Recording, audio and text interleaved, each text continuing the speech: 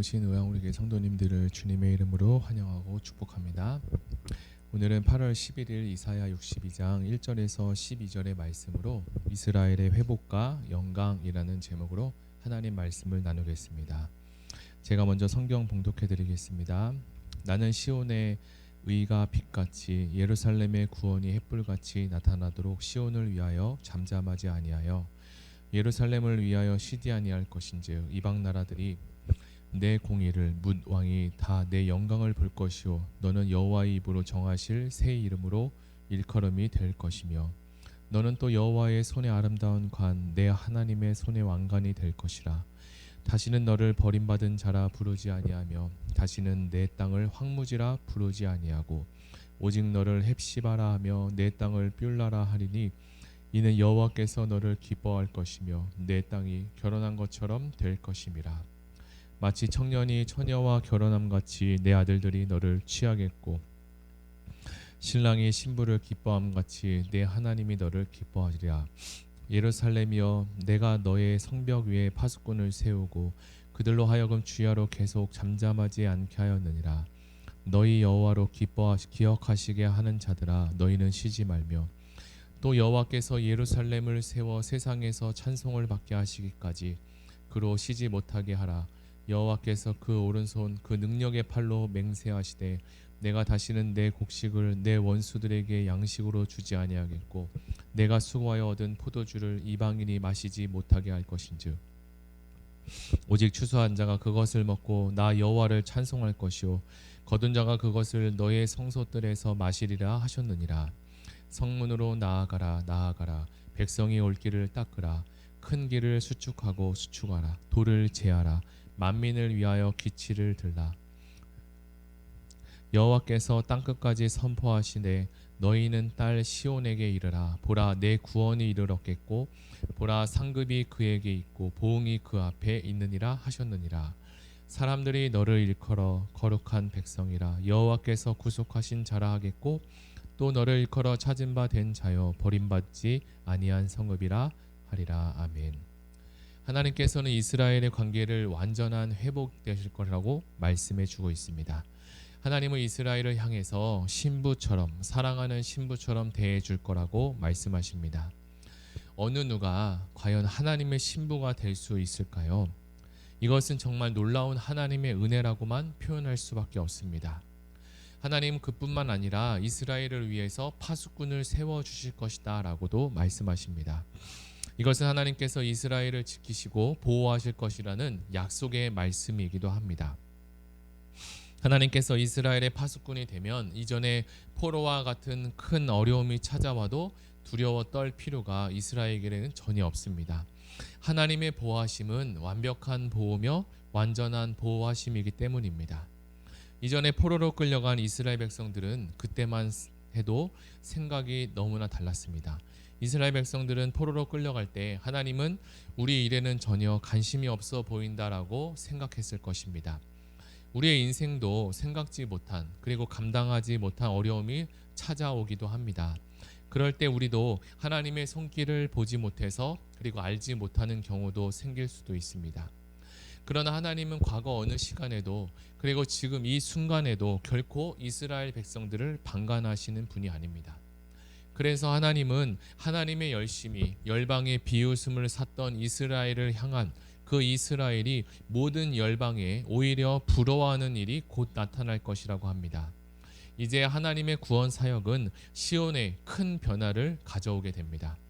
먼저 이방 나라 백성들과 권세자들이 이스라엘 이 시온 공동체를 통해 나타난 하나님의 공의를 목격할 것이고 그 후로는 그 백성을 여호와께서 세우신 새 이름으로 부르게 된다고 합니다. 2절 우리 말씀을 읽어봤는데요. 2절에 보면 이방 나라들이 내 공의를 뭇 왕이 다 내 영광을 볼 것이요 너는 여호와의 입으로 정하실 새 이름으로 일컬음이 될 것이다 라고 합니다. 이것은 이스라엘 시온 공동체가 하나님 나라의 언약 백성으로서 모든 열방에게 인정받게 됨을 의미하죠. 둘째로 이스라엘 백성은 세상의 인정뿐만 아니라 하나님과의 관계도 특별하게 누리게 됩니다. 그 말씀이 3절에 기록하고 있는데요. 3절에 보면 너는 또 여호와의 손의 아름다운 관 하나님의 손의 왕관이 될 것이다 라고 말씀해 주고 계십니다. 그들은 하나님의 손의 아름다운 관 왕관이라고 합니다. 특별히 여기서 손은 하나님의 일하시는 모습을 드러내기도 하고 하나님의 능력을 말씀하기도 합니다. 그러므로 이 표현은 하나님의 이스라엘을 향한 특별한 사랑과 관심을 나타내 주고 있습니다. 하나님의 손은 이제 이스라엘 공동체 시온에게 새 이름을 지어 주십니다. 그 새 이름이 무엇인지 아십니까?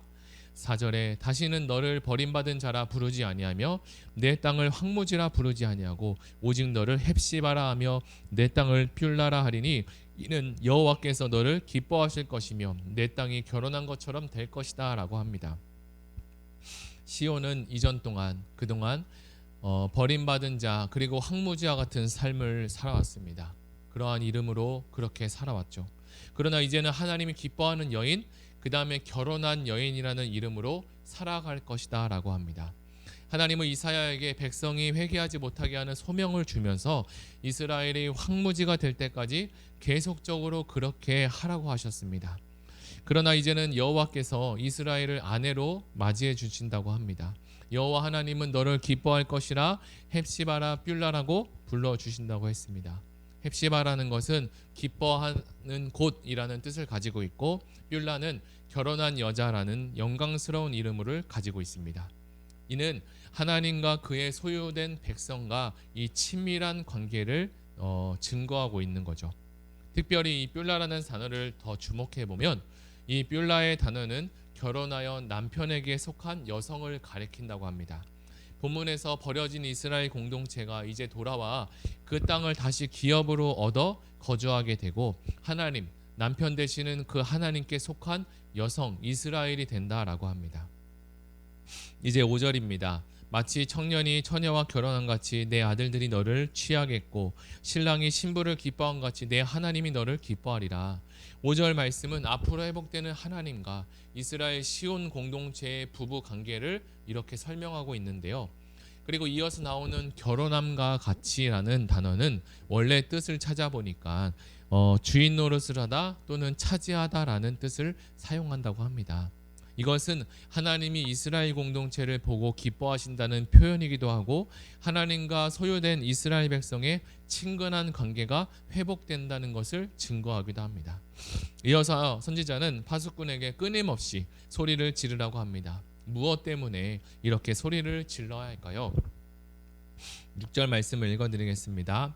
예루살렘이여 내가 너의 성벽 위에 파수꾼을 세우고 그들로 하여금 주야로 계속 잠잠하지 않게 하였느니라. 너희 여호와로 기억하시게 하는 자들아 너희는 쉬지 말며. 이렇게 소리를 지르는 이유는 하나님이 약속하신 것이 성취될 때까지 결코 잠잠하지 않게 하겠다는 뜻입니다. 그러한 의지죠. 파수꾼의 사명은 더 이상 침략하는 자들에게 대한 경고를 바라는 것뿐만 아니라 하나님이 약속하신 것이 모두 다 이루어질 때까지 하나님을 괴롭히라는 것입니다. 이 괴롭힌다는 것 좀 의미가 그렇지만 어떻게 괴롭히느냐, 그것은 끊임없이 기도하고 하나님께 외치라는 거죠. 그럴 때 하나님은 그것을 지겨움이나 또는 불편함으로 받지 않고 귀찮아하기보다 오히려 기뻐하실 것입니다. 백성들이 하나님을 향해서 끊임없이 기도하는 한 다시는 적들이 그들의 곡식을 빼앗지 못하게 한다고 합니다. 여호와께서 그 오른손과 능력의 팔로 맹세하셨듯이 내 곡식을 내 원수들에게 양식으로 주지 않겠다고 하셨습니다. 이것은 여호와 하나님이 완벽하게 그 백성의 안보를 책임져 주신다는 약속이기도 합니다. 그런데 이렇게 예루살렘의 회복을 위해서 일하시는 하나님의 역사는 결코 가나안 땅 그리고 이스라엘에게만 제한되지 않습니다. 하나님은 시온의 구원을, 이스라엘 백성들을 향한 그 구원을 거기에만 국한하는 것이 아니라 그것을 뛰어넘어 전 세계적으로 넓히고 확장하십니다. 10절에 이렇게 기록합니다. 성문으로 나아가라 백성이 올 길을 닦으라 큰 길을 수축하고 수축하라 돌을 제하라 만민을 위하여 기치를 들라. 백성이 올 길을 닦고 큰 길을 수축하라는 명령이 이렇게 내려졌죠.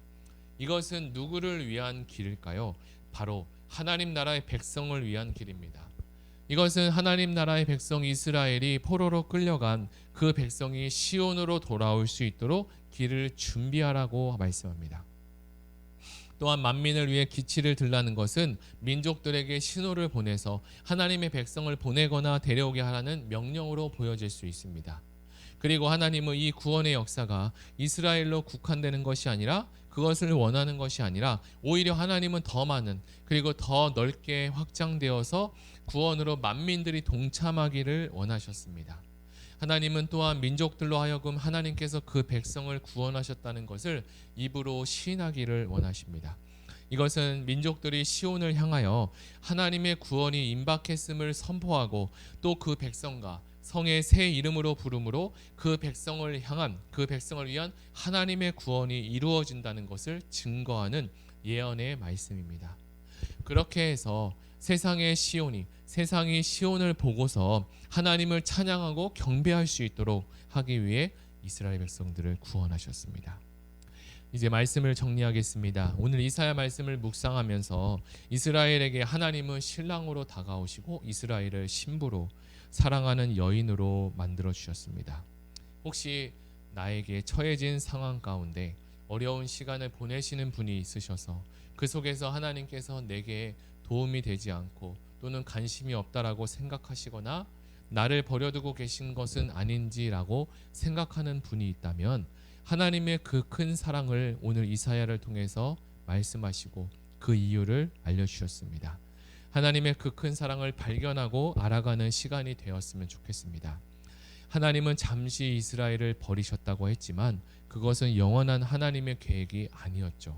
하나님께서 우리에게도 그러한 시간을 주시고 허락할 수도 있습니다. 그러나 하나님의 결론은 아들 예수 그리스도를 십자가에서 잠시 동안 고통 가운데 두셨지만 그것은 영원한 고통이 아니라 다시 예수 그리스도를 살리고 부활케 하셨습니다. 이처럼 우리의 고난의 시간도 예수께서 십자가에서 다 담당하신 것을, 그 사실을 믿고 오늘 하루를 힘있게 살아가시기를 예수님의 이름으로 축복합니다. 들은 말씀을 생각하며 같이 기도하기를 원합니다. 벌써 이사야 마지막 부분까지 말씀을 나누게 되었습니다. 이사야서를 지금까지 묵상하면서 하나님의 큰 계획을 알게 되었고, 그럼에도 끝까지 이스라엘 백성들이 하나님을 떠나고 우상 숭배했지만 그럼에도 끝까지 하나님을 사랑하고, 하나님은 이스라엘 백성들을 사랑하시고 또 그들을 불러서 또 세워주시고 이끌어주신 것을 우리가 보게 되었습니다. 하나님, 우리에게도 내게 맡겨주신 영혼들을 하나님처럼, 하나님의 큰 사랑처럼 끝까지 돌보고 사랑할 수 있는 은혜를 주시고, 하나님의 사랑을 오해하는 것이 아니라 이해할 수 있도록 하여 주시옵소서. 우리 다 같이 기도하며 나아가겠습니다. 하나님 아버지, 감사합니다. 주께서 함께 하시고 오늘 우리에게 하나님 이사야 말씀을 통하여서 이스라엘의 영광과 회복을 말씀해 주셨습니다. 이것이 이스라엘에게만 국한되는 것이 아니라 하나님 우리 대한민국과 그리고 우리 하루를 살아가는 의왕우리교회 성도님들 각각 개인과 가정 가운데 하나님의 회복과 하나님의 영광이 임하게 하여 주시고, 혹여나 지금 상황 가운데 잠시 잠깐 어려움과 또 힘든 상황을 지나가는 분들이 있을 수 있습니다. 하나님, 그분들에게 소망의 말씀이 되어